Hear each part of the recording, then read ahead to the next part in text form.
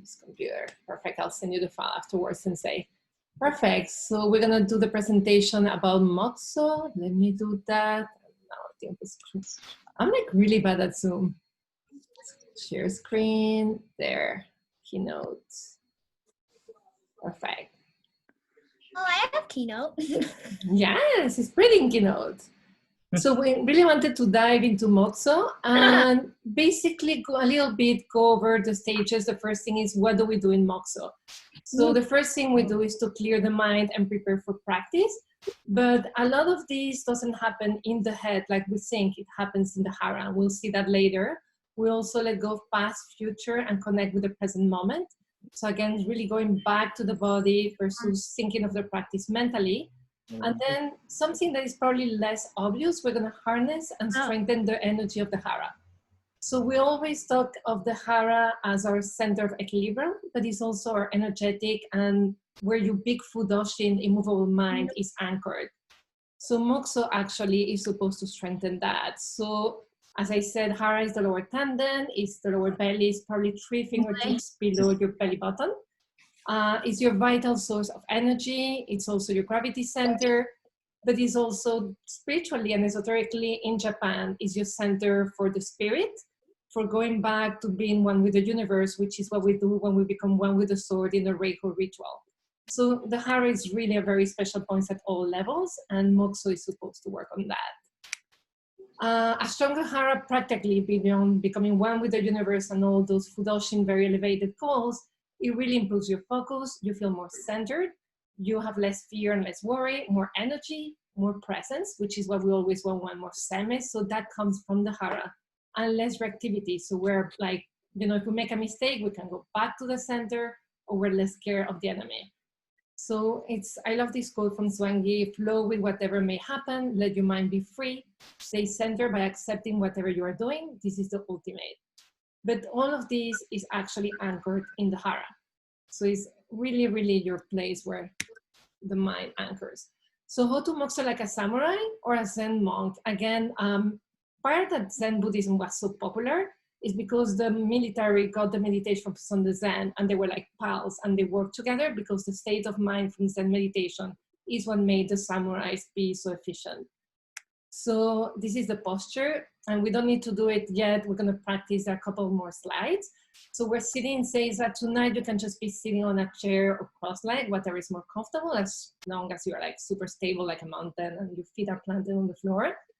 And then the idea is to really activate the spine by sending it, the head to the sky, sending the buttocks towards the earth, spine straight but relaxed. Again, it's like everything is like an obi, you know, in between flexible and rigid, the right point. Chin in, so your head is above the spine and you can relax your shoulders. Eyes should always be slightly open. You should never close your eyes for Mokuso. They should be looking at a 45-degree angle. And this is so you don't get lost in thoughts, but also you learn to bring the state of mind from meditation into real life. And then the last thing, and we all do it, and that's part of where I was talking to Sensei, do we really know what Mokuso is the Hokkaido join the cosmic mudra, which is in front of the hara. And most of us will go through it, but don't handle it very well, including myself. So this also means like we're becoming the entire universe. So we have to place the left over the right, because that means that we're pushing anger and worry and becoming one with everything. If we place the left over the right, we will be Buddha. So we don't place the right over the left, always left over the right. It promotes concentration, relaxes your mind, stabilizes your posture, but most of all, 2 important points, it harnesses your energy on the hara, because by paying attention that your fingers are not moving, part of the energy is there. And then again, it acts as a symbol, like, are you concentrated or not? So most of us, we start going like, ooh, ooh, and I'm gonna go to the next slide. So again, the cosmic mudra, the idea is that every time we stay in Mokuso, no matter how long, they're perfectly like this. If your fingers are very long, you just slide them a little bit so the fingers are like that. But most of us, you know, when we just get distracted or tense. So again, this is too tense, too rigid. So go drink some sakes, come back. If this is too loose and you're meditating like that, better don't drink sake, you're gonna fall asleep. So this is really important. But the trick of that, when you have to keep that cosmic mudra always perfect, part of your mind is always in the hara. And in Japan, energy follows the mind. So if part of your mind is always in the hara, energy is always in the hara. So you strengthen that, you're gonna have more balance, more focus. So it has a couple, it's not just to see if you're paying attention, it's really building energy as well down there. Any questions? Because I know I went through that a little fast, but I don't wanna bore you. Any questions regarding this? You said left over right. Yeah, Does that left mean left over on right. the outside of right, or does that mean left on top of right? On top of right. Okay. So you're pushing anger and all negative feelings with the left hand. And then these two fingers is the individual becoming one with the universe. It's like the full circle. Okay, I believe I saw left under the right. You have that too, but then you will be an enlightened being. So the most correct to like go to practice will be left over right. So when you have both are cosmic mudras, but when you have the right over the left, you're probably more enlightened than most, because it's a symbol more of like the Buddha. But they're both correct, but it will be more correct to use left over right. Any other question? No? So Left actually, over right. Okay, got it. perfect. Yeah, and again, both are cosmic mudra. It's symbolically, like one just means more like we're enlightened. That's only Parker Sensei. She can only use the left, like the right over the left. So we're gonna practice today 3 minutes, a couple of things. So focusing on the breath. So again, keeping part of your awareness on the hands and the hara. It's not about not having thoughts, okay? You're gonna have thoughts, you just are not gonna engage with them, but you're also not gonna plan your practice. So a lot of times we think preparing for practice, like today I'm gonna focus on this. No, you just need to connect with your body, feel what's happening, and just breathe into it so it moves out. It's not really about planning for your practice. And then the other thing is okay to be distracted, just bring back the attention to the breath. And that's where the healing of meditation happens, is when you come back, you get lost and you come back. Because then when, for example, I do all the many mistakes I do, instead of spending 15 minutes flustered, I learn to come back faster. And if I'm in a fight and I do a mistake, you know, if I've been practicing Mokuso and Zazen meditation for a long time, I'm not going to lose my center no matter what happens. So really the distraction, the fact that you catch yourself distracted, that is already part of the practice. And return into the breath, to the body, that is where like really the magic happens. Okay? So we're going to practice just for 2-3 minutes. And after that, we get sake as a reward. And I cannot see your hands, but just again, placing left over right, really feeling where you want to slide them so that your fingers are just touching. And I used to do this for 4 hours in Japan. We're doing 3 minutes. So it should be a little bit easier. So placing them in your lap, and it will be just, the fingertips should be around 2 fingers below your belly button, because we don't have the seiza to guide us today. So really feeling the support of the earth beneath your buttocks, feet planted firmly on the ground, sending that head towards the sky, buttocks towards the earth, stretching your spine a little bit, and then letting go so that it's active but it's relaxed, moving the shoulders away from the ears, softening the jaw, and really just paying attention to your breath. And you may want to pay attention in the belly area. And you can shake a little bit and push that belly out on the inhale. Pull that belly in on the exhale, just helping that movement to keep your focus on the hands. Again, eyes 45 degrees in front of you. We're gonna do this for 2 minutes.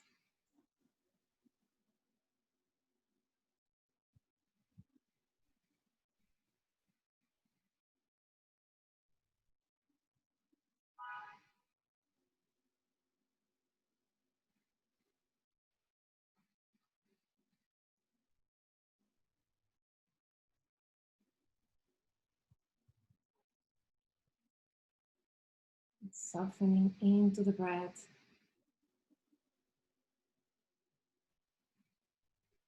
Finding that space between tense and relax in your whole body.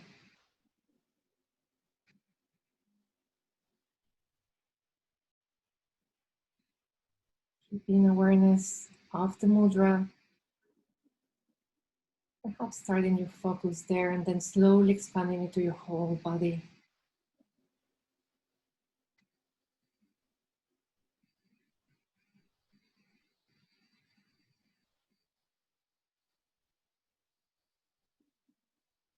Just noticing any sensation in your body, but not getting engaged with it, allowing it to move. And you keep focused on the breath.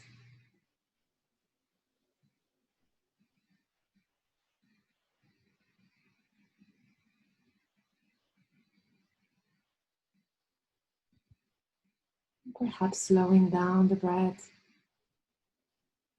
just a tiny bit, making sure the exhale is a little bit longer than the inhale.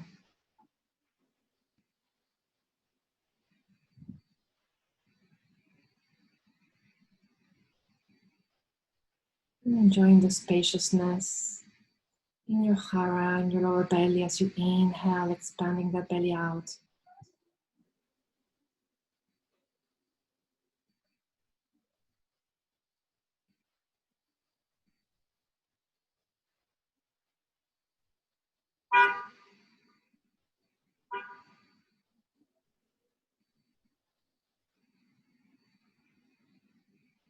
Perhaps noticing sensation in your body, again breathing into it and let it go.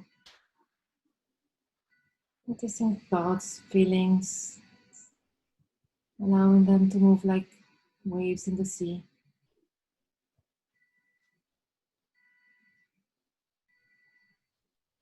Still aware of your fingers.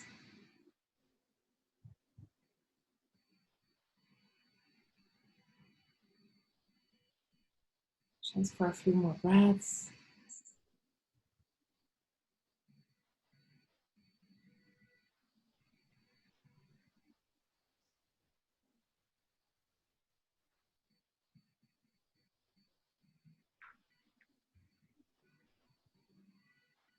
And letting go. Just keep your eyes still 45 minutes, 45 degrees looking down. Perhaps relax your hands on your lap. Just notice a little bit any shift in your body, in your mind, even though we did only 2-3 minutes.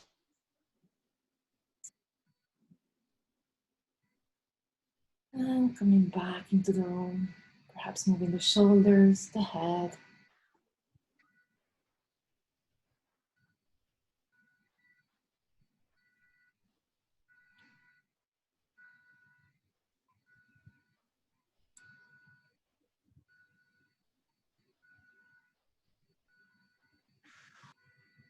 So this is a little bit like, I kept it short because at the dojo we do like probably between a minute and a half. So we did around 3, perhaps 4 minutes today. But again, when we do this for 15 minutes a day or even an hour a day, you really feel a difference in terms of being grounded, centered, and calm. It's also a great breath to do beyond the dojo when things are really going bad or you're going crazy and overthinking, because it brings the energy down to the belly.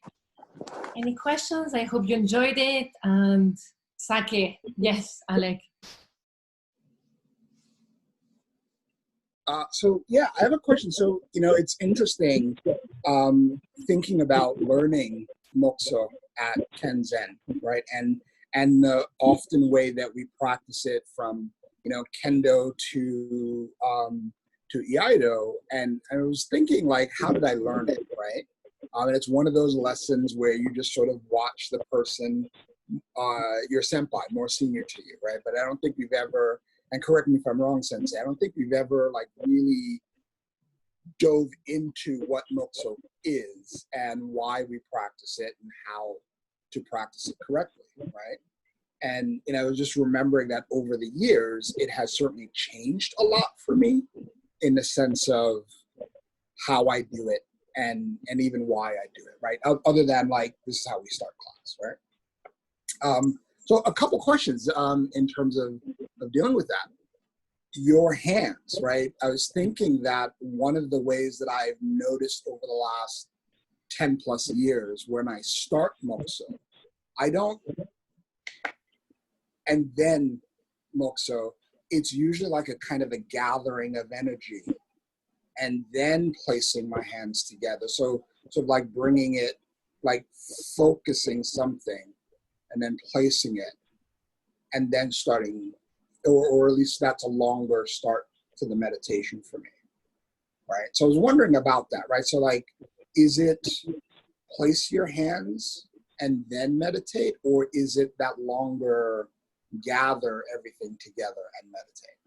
It's very personal because you are gathering everything together. It's your point of concentration. So if you want to do it slower as part of your ritual, that's very beautiful. In Japan, you do everything with your whole body. For example, when you do prayer position, here people go like, you do it with your whole body. So the idea is that in Zazen and in Mokuso, when you advance, you do everything with your whole body. So when you're placing your hands, yes, they're coming together, they have all your energy. But it's okay, like even at the monastery, like people would place very delicately their hands. Like, you know, if you like feeling that, because it helps you remember that you're gathering, that's very important. But you can simply place your hands very calmly as well. But this gathering of energy in the hara is actually the essence, a little bit of the Mokuso. So that's very beautiful. Comment. Yes. My biggest problem doing this was keeping my eyes at 45-degree open. I found myself closing my eyes completely and going in, concentrating then. Keeping it open at 45 was difficult for me. And it's a practice you can do little by little. So at the beginning, when you start meditating, you close your eyes and it's easier to focus. But especially in Zazen and in Mokuso, they really want you to always have your eyes open because again, it's like the bridge between real life and the state. And they want you to bring that state of concentration into action, not just when you're closing your eyes. Okay. And also one thing that when I was in the monastery, because I had the same issue at the beginning, so then you get lost in your head and you don't even notice. So when your eyes are pointing like 45 degrees, if you start noticing like you're seeing in front, you know that you're lost. So it's also, but it's a good practice because what happens a lot of time, we have a very calm state of mind where we're sitting meditating, but then in real life, you know, we're all like messy, like we get flustered. So those eyes are really the bridge between those two. Okay, but it takes practice. So don't like, it's really hard to do it at the beginning. Cool. May I share some advice that I'm now recalling that Ebihara Sensei has given over the years at Kendo when he's talked about Mokuso? He said that with respect to posture, he describes it as having, you want your body lined up as if there's a string from the center of the earth going through you and your center all the way to the cosmos. And not just the sky or the moon, but like at the end of class, we say Ken Towa Kokoranari, which we translate to the sword is the mind. But he said that translation is lousy. He said if the mind is the sky, Kokoro is the universe. So I thought I would share that. But he did make that specific, and he's repeated that. So it's very important if Sensei repeats it about the posture of having a string from the center of the universe to the cosmos. And this is, it's important because this is the whole meaning of Mokuso. Like at the end, the ultimate meaning is becoming one with the universe. So it's beautiful. Yes. May I ask, what breathing rhythm do you recommend? Normal breathing, a little slower. So, for example, if you just slowing down to relax breathing, you don't want to like force it or like slow it too much if it's not natural, but as you relax, like, slowing it down. But you don't want to like have it so extremely slow that it's just not normal. Thank you. You're welcome. So that sounds like what you're not trying, you want to not force your breath, and you don't want to make the breath do anything. Exactly. Yeah, natural breath, but by relaxing and focusing, like it slows down naturally.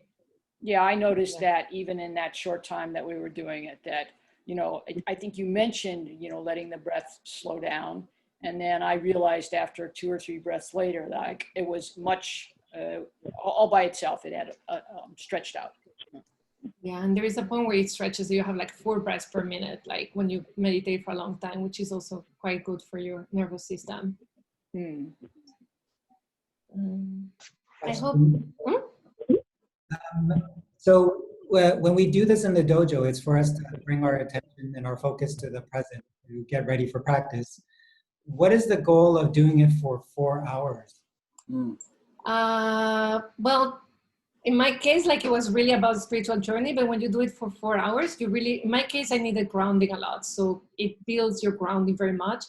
And then in Zen, this is the gateway to the universe, the hara. So basically, when you really work and you go there, you go to your hara, you have a very strong hara, you, the same way like Amici Sensei was saying, like it's all about being connected with the universe. The gateway is the hara.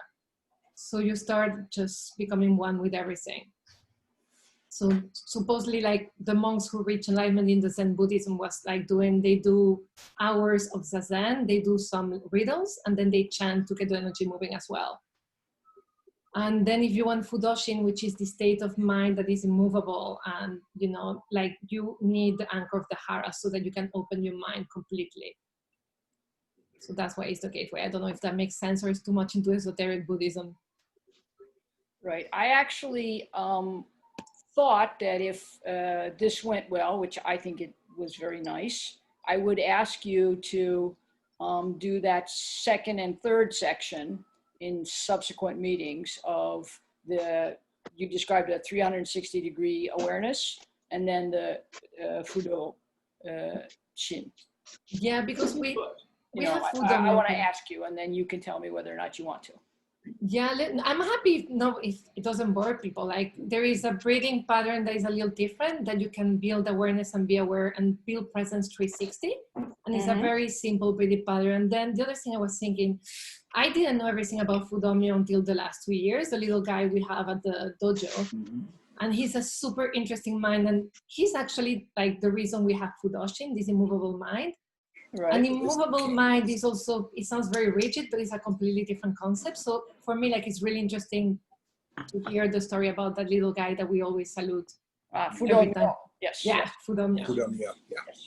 Okay, so if you New guys guy are with interested. the fire. Yeah.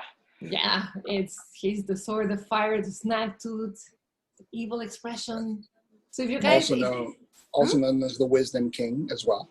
Yes. And again, related to this as well. That's the funny thing. All the breathing and all the things we do are all related. So if you guys if this doesn't bore you, I'm happy to do the other 2 sessions. Yes, because I think honestly, like I think it's something important for us, especially as we have this kind of disembodied practice now, right? Right. And I think we also, realize and learn and pass on traditions over the years that we often don't talk about, right? So, we've never really had a conversation, I would say, widespread in the dojo about Fudomyo, who sits at the head of our dojo. I mean, there's some who are more practicing in their Buddhism over the years that have been a part of our dojo. I think all the way back to Yonakawa Sensei, who became a Buddhist priest, right? And so that energy was always there. Well, and even before Yonakawa Sensei was Kan Sensei. Kan Sensei, right, exactly, right? So that history and that tradition of where it all comes from, I think is super important for us to learn and continue to learn. So yes, I will be there for those additional sessions if you decide to do it. I do have a question about the word Mokuso, right? And if, for those of us that make our way between Kendo and Iaido from time to time, and whoever happens to be senpai that day, right? There's always a difference in Mokuso, right? Rudy and I have been on our side of the line together for 20, 25 years now. And so, you know, we've heard a lot of different Mokuso. And I will express it, you know, there's some that I feel like are a little bit on the softer side. And so I'm curious as to the word and how it ought to be said, used. I'm not sure if Sensei has an opinion on what we do on the Kohai side of the line in the sense of Mokuso. But yeah, it's different from senpai to senpai sometimes. It is, absolutely. And I can remember thinking sometime in the last year that I was going to try to get everybody to practice doing the very long kendo style like Keiko does when she's at the top of the line, as opposed to, you know, say Dr. Fitch, although he does kendo, I don't think he, you know, his He doesn't elongate it, right? Or Mr. Mullen is also just like Mokuso, right? That there's something very energizing as well as beautiful about the elongated pronunciation. Is that the right word for that? Yeah. Sort of, or, you know, singing or whatever it is. Right? Or even singing, right? Like there's some people who I think do it, and I think Keiko's a great example, do it so well. It's almost as if they're singing and carrying a note. So like ringing a bell, and you hear it crescendo, and then you hear it relax and focus. Right, or like the way when we beat the drum. Yes, that it starts out small and expands very much and goes a long way. Yeah. So that's a long question. I don't think I've ever heard the elongated version. Is that just the word Mokuso said in different I can tones? demonstrate how when I have to lead it in kendo, and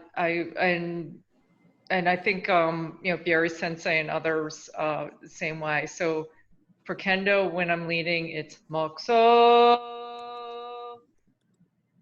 Might even be longer than that. It's been a while, but that's an example. Does that answer a little bit? Yeah, absolutely. Thank you. So, and then, you know, where do you put the energy, the sound, right? How you tense your hara, or when do you start tensing it, right? So I think, yeah, it would be great if we got a lesson in that. So, but just on the word though, right? And I'll have to refer for the sensei because I know the meditation, but how to like say the word in Japanese with the hara, that is beyond my capacities, especially because like everything chanting or like singing is really bad for me. But maybe someone knows about it. Maybe Keiko-san knows. Maybe we could ask Keiko-san to give us, you know, both a demonstration and a little bit of explanation of the mechanics she's using for controlling it. You need to be able to have some breath control to extend it, and you need to, you know, use your deep belly breathing if you actually want it to have any kind of life and resonance. But we'll be She's not here today, so we can't ask her to do it today. Are they? But we'll be chanting with Fudomya. Desire, did you send her away? No, she's actually practicing with Shiro? Yeah, exactly. Okay. So she